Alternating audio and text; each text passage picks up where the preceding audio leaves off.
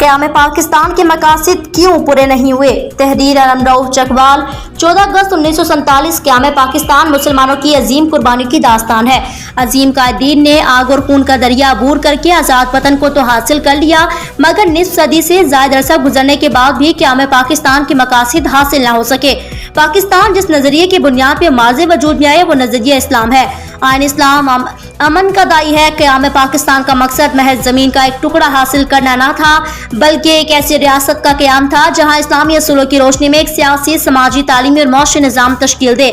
हमें इस हकीकत को कबूल करना होगा कि रस्मी परचम कुशाई, परेड और रवायतों बयानात से पाकिस्तान के क़याम के मकासद हासिल नहीं हो सकते, बल्कि पाकिस्तान की खुशहाली और अवामी फलाह बहबूद की तरक्की के लिए 1940 की करारदाद लाहौर के मुताबिक पाकिस्तान की तश्कील जरूरी है।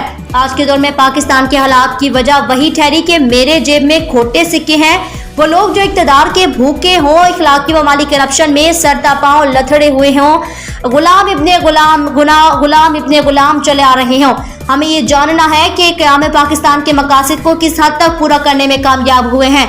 हमें क़याम पाकिस्तान के मकासद की तरफ तवज्जो देनी चाहिए, ख़ुसूसन नौजवान नस्ल में शऊर और आगाही फैलाने की तगदो करनी चाहिए। पाकिस्तान की तरक्की और खुशहाली के लिए इसके क़याम के अगराज़ व मकासद जानना हर पाकिस्तान के लिए अज़हद ज़रूरी है।